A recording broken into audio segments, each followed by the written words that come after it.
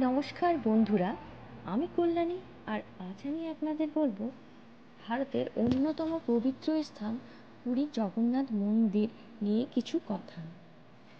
এটি হলো ভারতের চারধামের মধ্যে একটি। এখানে পুজো হয় ভগবান জগন্নাথ, দাদা বলভদ্র আর বোন সুভদ্রার। এই মন্দিরের ইতিহাস 1200 শতাব্দী থেকে শুরু। এরপর থেকে প্রায় লক্ষ লক্ষ ভক্ত প্রতিদিন এখানে এসে দর্শন করেন। সবচেয়ে বিখ্যাত উৎসব হলো এখানকার রথযাত্রা। সেই সময় বিশাল রথে 3 দেবতার যাত্রা হয়, আর তা দেখতেই পুরো পৃথিবী থেকে ভক্তবৃন্দ আসেন। মন্দিরের আরেকটি বিশেষ দিক হলো এখানকার মহাপ্রসাদ।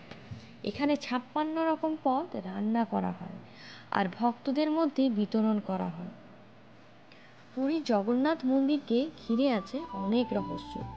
যেমন পতাকা এখানে সব সময় কিন্তু হাওয়ার উল্টো দিকে উড়তে দেখা যায়, আর মন্দির প্রাঙ্গণে ঢুকলেই সমুদ্রের ঢেউ প্রায় এখানে শোনাই যায় না। আর এই মন্দিরের আশেপাশে অনেক ধরনের কিন্তু দোকান রয়েছে, যা আপনার সেখান থেকে অনেক কিছু কিনতেও পারেন। এই মন্দির একটি দর্শনীয় স্থান নয়, এটি ভক্তি, বিশ্বাস আর ঐতিহ্যের প্রতীক। ভগবান জগন্নাথ যেন আমাদের সকলকে আশীর্বাদ করেন।